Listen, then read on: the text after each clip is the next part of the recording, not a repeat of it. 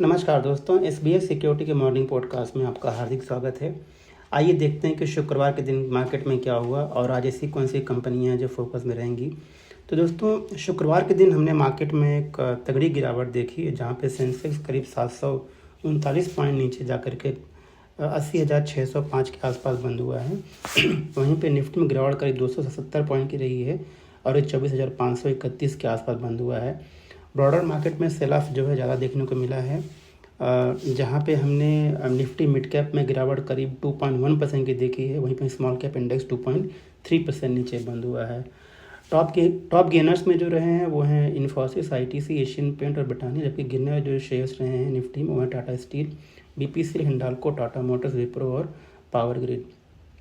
सेक्टोरली लगभग सारे इंडाइसेस जो है वो नेगेटिव ही बंद हुए हैं।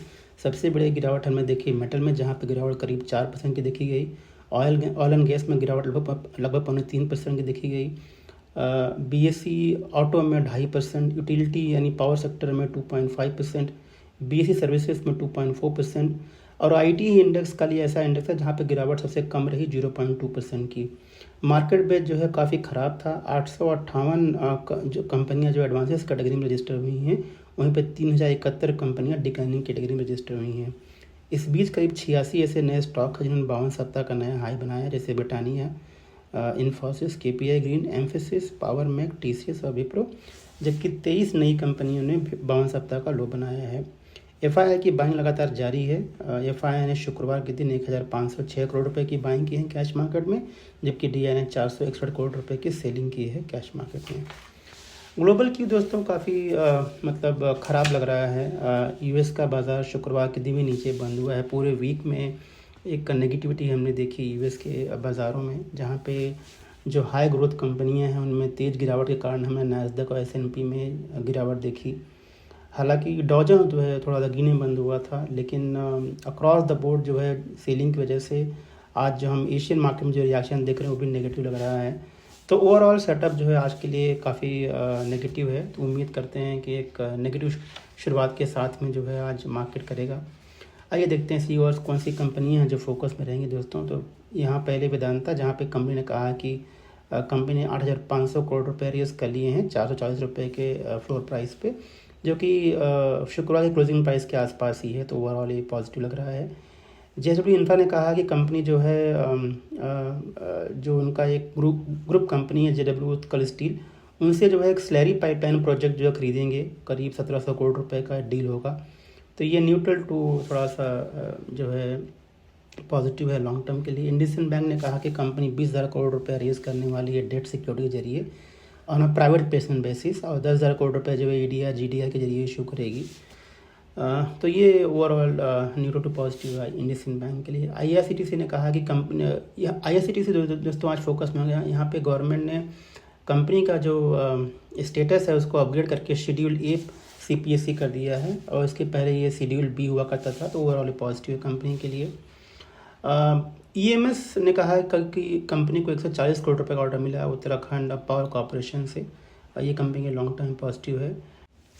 टेक्नो इलेक्ट्रिक इंजीनियरिंग ने कहा है कि उन्होंने 1200 करोड़ रुपए रेज किया है क्यूआईपी के जरिए 1,440 रुपये के फ्लोर प्राइस पे। तो ये कंपनी के लिए ओवरऑल पॉजिटिव है।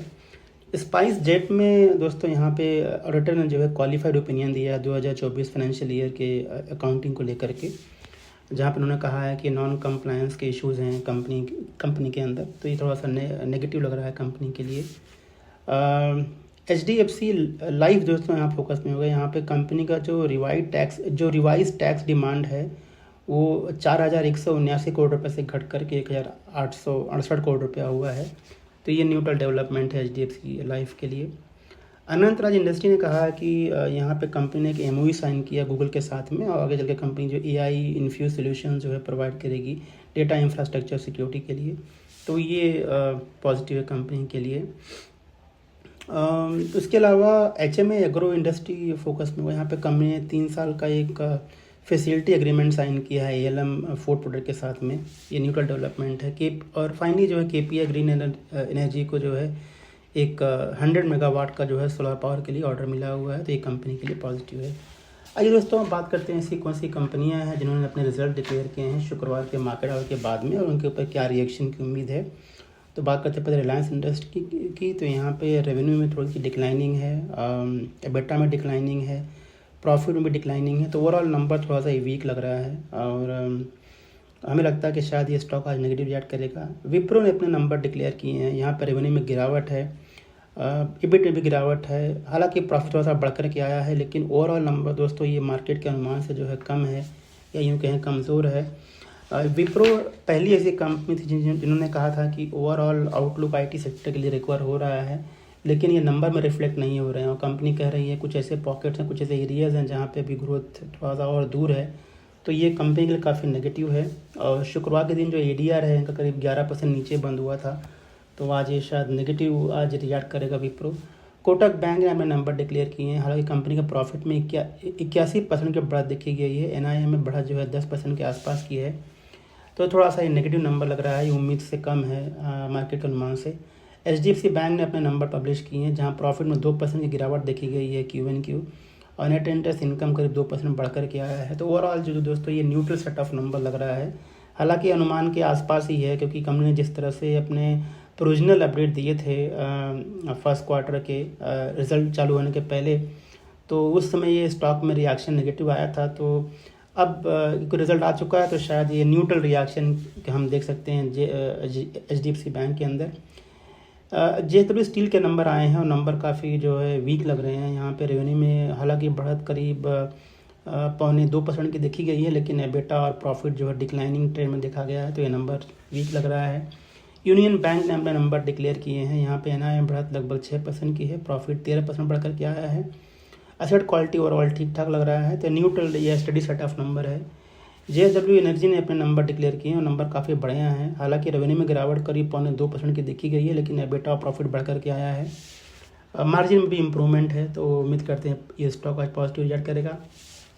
पतंजलि फूड्स ने भी अपना नंबर डिक्लेयर किए हैं, हालांकि यहाँ पे रेवेन्यू में गिरावट करीब 8% की देखी गई है, लेकिन एबिटा और प्रॉफिट में एक स्ट्रॉन्ग जंप देखने को मिला है, तो उम्मीद करते हैं कि आज स्टॉक पॉजिटिव रिजल्ट करेगा। ओबेरॉय रियल्टी का नंबर काफ़ी बढ़िया है दोस्तों, यहाँ पे रेवेन्यू में बढ़त करीब 54% देखी गई है और प्रॉफिट में करीब 82% बढ़कर के आया है, तो ये नंबर जो है काफ़ी अच्छे हैं, उम्मीद करते हैं स्टॉक पॉजिटिव रिजल्ट करेगा। ICICI लोम्बार्ड ने भी अपने नंबर डिक्लेयर किए हैं यहाँ पे, और रेवेन्यू में बढ़त करीब 16% के आसपास देखी गई है, प्रॉफिट उनका लगभग 39% बढ़कर के आया है, तो ये नंबर जो है मार्केट के अनुमान से बेहतर है, तो उम्मीद करते हैं ये स्टॉक आज पॉजिटिव रिजल्ट करेगा। ट्रांसफार्मर रेक्टिफायर्स इंडिया ने अपने नंबर डिक्लेयर किए हैं पहले तिमाही 2025 फाइनेंशियल ईयर के लिए, यहाँ पर रेवेन्यू में बढ़त करीब 107% की है, एबिटा लगभग 9 गुना बढ़कर के आया है, और कंपनी ने इस क्वार्टर में प्रॉफिट कमाया है एज़ कम्पेयर टू लॉस जो उन्होंने प्रीवियस ईयर में कमाया था, तो ये नंबर काफ़ी बढ़िया हैं, तो उम्मीद करते हैं कि आज स्टॉक पॉजिटिव रिजल्ट करेगा। तेजस नेटवर्क ने भी अपने नंबर डिक्लेयर किए हैं, यहाँ कंपनी ने कहा है कि उनका जो रेवेन्यू है करीब 7 गुना बढ़कर के आया है YoY, और कंपनी का एबिटा जो है इस क्वार्टर में पॉजिटिव है और प्रॉफिट भी पॉजिटिव है, जबकि सेम क्वार्टर लास्ट ईयर अगर जब कंपेयर करेंगे तो वहाँ पे ये लॉसेस हुआ करते थे, तो ये कंपनी के लिए काफ़ी अच्छे नंबर हैं, उम्मीद करते हैं कि ये स्टॉक पॉजिटिव रिजल्ट करेगा। निपॉन लाइफ का भी नंबर अच्छा है, यहाँ पे टोटल इनकम बढ़त लगभग 35% की है, प्रॉफिट 41% बढ़कर के आया है, और ये मार्केट के अनुमान से बेहतर है, तो उम्मीद करते हैं ये स्टॉक पॉजिटिव रिजल्ट करेगा। RBL बैंक ने अपने नंबर डिक्लेयर किए हैं, यहाँ पे प्रॉफिट लगभग 29% बढ़कर के आया है, नेट इंटरेस्ट इनकम बढ़त लगभग 20% की है, तो ये ओवरऑल दोस्तों ये थोड़ा सा नंबर जो है ठीक ठाक लग रहा है। किर्लोस्कर न्यूमैटिक ने भी अपने नंबर डिक्लेयर किए हैं, प्रॉफिट में बढ़त लगभग 50% देखी गई है, और एबिटा इनका बढ़ा है 48%, हालांकि रेवेन्यू थोड़ा सा कम बढ़ा है, लेकिन नंबर काफ़ी बढ़िया हैं, तो उम्मीद करते हैं स्टॉक पॉजिटिव रिजल्ट करेगा।